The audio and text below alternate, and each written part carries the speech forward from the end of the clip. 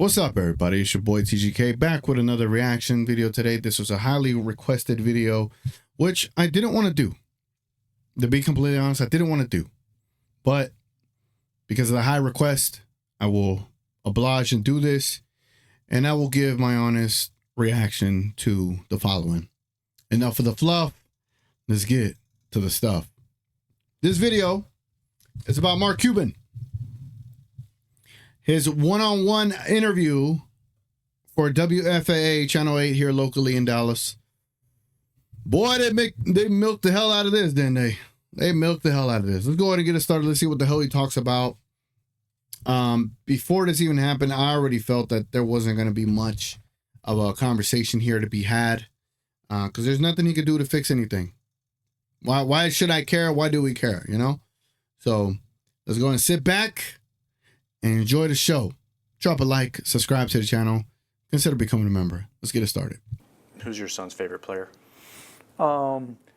It was Luka, but now it's Max Christie. He did the hard shift. Yeah, because I told him once in MFL, you know, it's the jersey, because you know, it was like I saw you. He was with you for the game in LA. Right? Yeah. Okay. Yeah. But like my daughter, my middle daughter's was Quentin Grimes, and she was just so upset. Damn, Nico, Nico cannot avoid getting rid of the things people like that he doesn't like. This man got rid of Mark Cuban's favorite player. This man got rid of Mark Cuban's son's favorite player and his daughter's favorite player. Mark Cuban on some, Nico Harrison on some demon time, ladies and gentlemen. When we traded Quentin. How did your son react to the trade? About like I did. Did you have to break it to him, or did he? No, he knew. Like I knew 5 minutes at the most before, and so everybody else was, when it hit, everybody knew. And did you tell him ahead of time, or did he have to I didn't know out? ahead of time. Oh, you didn't know? No. I think that night you told me that you weren't involved with it. So are you like all the way out? Are you not? Do they not consult you on anything, or are they just? They might tell me something after the fact, or now with Rick Welts in particular, if there's something going on where I've had experience, I'll reach out to him and just say, hey, expect this, and this. But from a basketball perspective, you know, I hear about it after the fact. I don't hear about anything beforehand. Is that tough? I mean, because you really took that organization from a pup 25 years ago. Is that tough being? Yeah, there are parts that aren't fun, obviously, especially this month or last month. But you know, they paid for that right. Yeah. You don't have regrets about selling the team? Sometimes I get mad and I wouldn't have done this, but you know, not really, because you know, go back to why I sold. I don't want my kids to end up in this exact position at some level if they made a mistake, right? I mean, literally imagine if I didn't and my kids had taken over and they made a mistake like this. You didn't want them to go down, you know, the road of owning the Not that I Mavericks, didn't want them. or to deal with the criticism of it? It's just social media has changed things dramatically. And they grew up with social media. All their friends are connected to them on social media. And to log in and, you know, scroll through your feed and just see what we're seeing now, you know, seeing what happened with the Jones family, you know, continuously. I didn't want my kids to go through that. You know, and then there were other things, you know, like you can only scream at the refs and at the league about the refs for so long before it's just like, I'm an idiot. Part of me feels like this reason might be something that he cooked up and believes, because what son, you know what I'm saying? What person wouldn't want to own a team and be a part of decision making? You know, like the fact that his son is that like big of a fan of players and invested to go to games. I'm pretty sure he would have loved to own the Mavericks and run the team. I don't know. I think that's also a little bit short-sighted by Mark Cuban to assume his kids wouldn't be able to deal with that. But again, that's his life too. But I just don't know if I fully buy it. Like that reasoning as to why you sold. I think he sold for other reasons. Obviously, there's a lot of allegations as far as, you know, the money being a concern of his and crypto. And y'all remember Voyager? I remember Voyager. I remember Voyager. But yeah, man, I don't know. I think it was more of a money issue and less of all the other stuff he said it was as to why he sold. Stop. And How much money have you paid the refs over the years? a lot. Not the refs themselves. No, I've never paid the refs a penny. I offered one penny. Almost got you there. Yeah. No, I mean the league. League of I don't even know. Yeah. And then there's just the nature of the like Patrick and the Sands Corporation, they're better suited to deal with building than I am. Really, I mean they're real estate. Yeah, people. that's what. They're better suited for destroying. They're better suited for destroying the essence of franchises. Not building, destroying. They do, Right. and I didn't want to find myself in a situation where I couldn't compete because I didn't know how to do that stuff.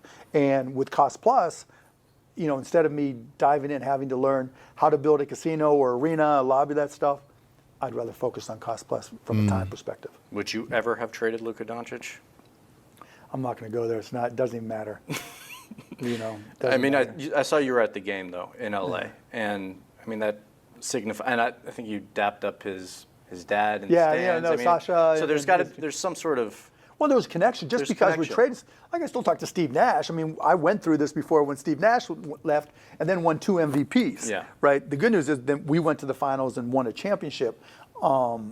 So I've been through something, but there wasn't social media back then, so it wasn't quite the same. But yeah, I mean, why is he so big about social media? Who cares? This is our life moving forward. This is the way life is going to be moving forward. And his kids grew up in it.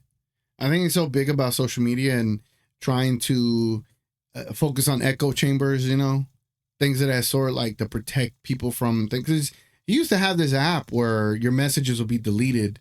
I think, within a 24-hour time frame or things like that. So he's really big about social media.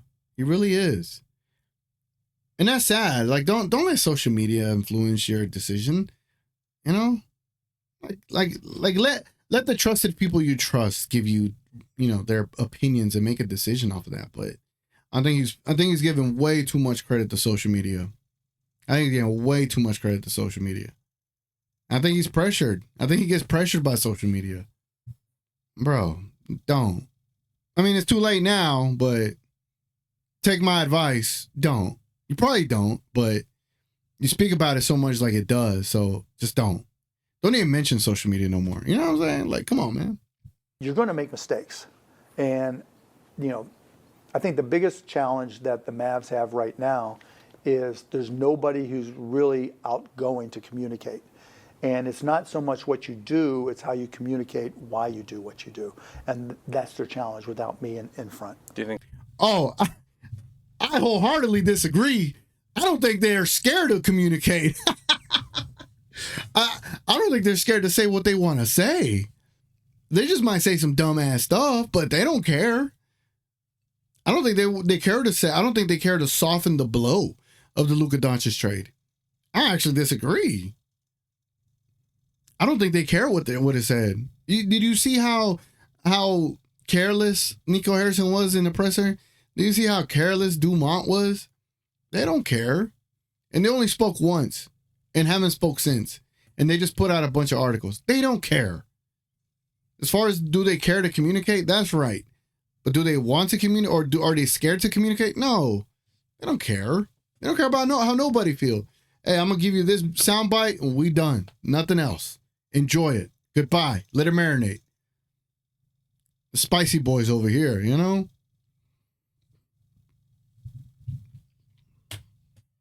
I don't know, man. What are we accomplishing with this interview? You know? What are we accomplishing? I think some of that is because they're kind of new to this. I mean, they've been. I think it's just not their nature. And well, they've been also NBA owners for about a year, and I mean, Nico's been GM for a few years, but entirely that's not a whole lot of experience. Do you feel like that's part of it? No, they're just not me, right? You can't expect them to be me. Where when Steve Nash left, I wrote a blog post explaining why, and talking about all these things. I talked about how we traded for Luka. All these, that's what I did. That was the way I connected to fans. And that's the way I try to build a connection with fans. They're just not me. Yeah. And that's not a bad thing. There's things they're going to do that are better than anything I can do in that regard. But, I still think, it may take longer now, but it'll be okay. Have you talked to Luka since the trade? Yeah, we texted a few times. Are you guys good? Yeah, we're good. It's like, I'm still great with Sasha and Luka's team, right? I'm still friends with them. So, just like it took a while, but, Steve Nash and I are friends again. And so. You mentioned, was your son upset about the trade? Yeah, Were you? Yeah, of course. Yeah. Yeah, of course. I feel like he's holding back. That, yeah, of course. Like, he's holding back. That's what I will say when I'm holding back. Like, yeah, of course. Back in my, fuck yeah, I was. Hell yeah, I was fucking pissed. You know how stupid that trade was? Yeah, I was fucking mad. Excuse my language. I'm trying to give you an example, but yeah, of course. Yeah. I think he's holding back. And I've said this before, if if the Mavs are going to trade Luka, that's one thing. Just get a better deal. No disrespect to Anthony Davis, but get 3. If I still firmly believe if we had gotten 4 unprotected number ones and Anthony Davis and Max Christie, this would be a different conversation. Wrong answer, Mark Cuban. I'm sorry. I know Mark Cuban is trying to take up for, the organization that he still partly owns. I know. You're trying to soften the blow for Nico and others. I get it, but the real answer should have been no. We should have never traded Luka. There's no scenario where you do trade him. Even if you thought about trading him, Anthony Davis, Max Christie, and 4 unprotected firsts was still not enough. The correct answer was you don't trade Luka Doncic under any circumstance. That would have been the actual answer. But he has people to protect, and I understand he has to. I'm not mad at it.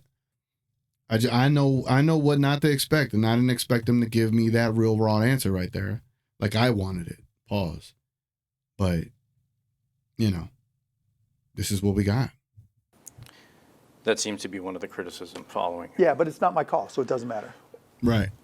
You mentioned that you're an MF. FL. Yeah. That's so hard to say. I'm sorry. I've been Master here like 8 years. It still it does not roll off the tongue. But this has been a tough month plus for fans. A lot of them are super angry. Are they justified in feeling that way? Yeah, you're justified however you feel. Yeah. We can't. What makes sports different than every other industry, Google has, Texas Instruments has a record quarter. Nobody throws a parade.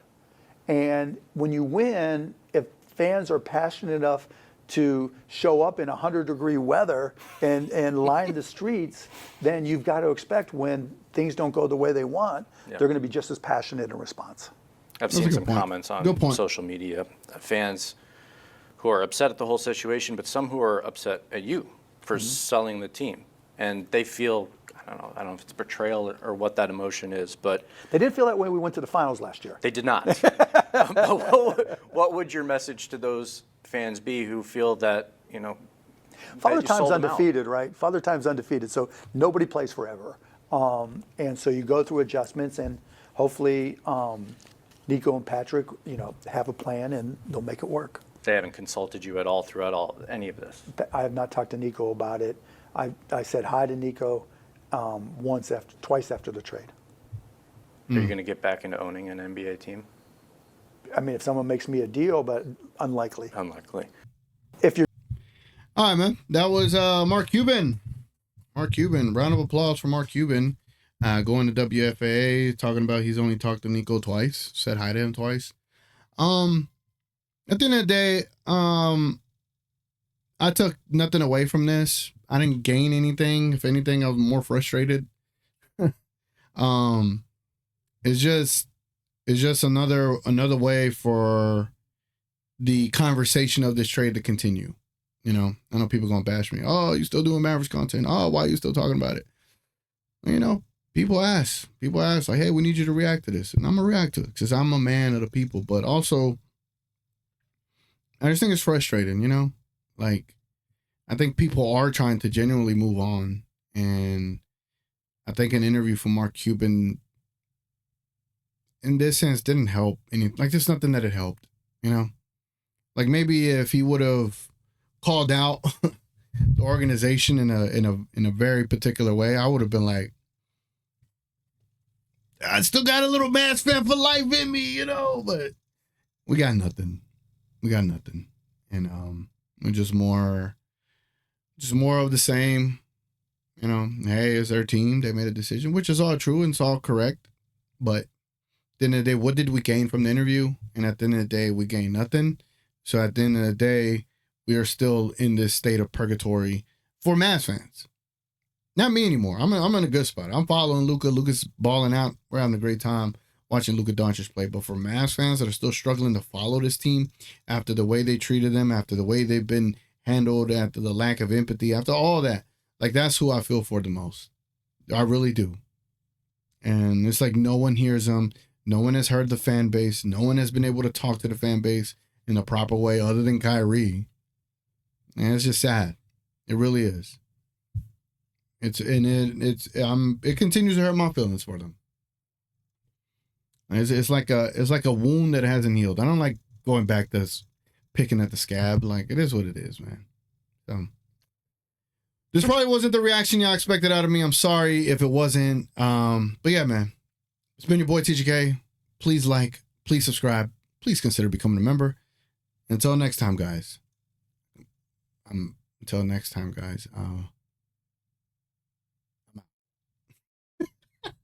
Catch y'all later, man. Appreciate y'all.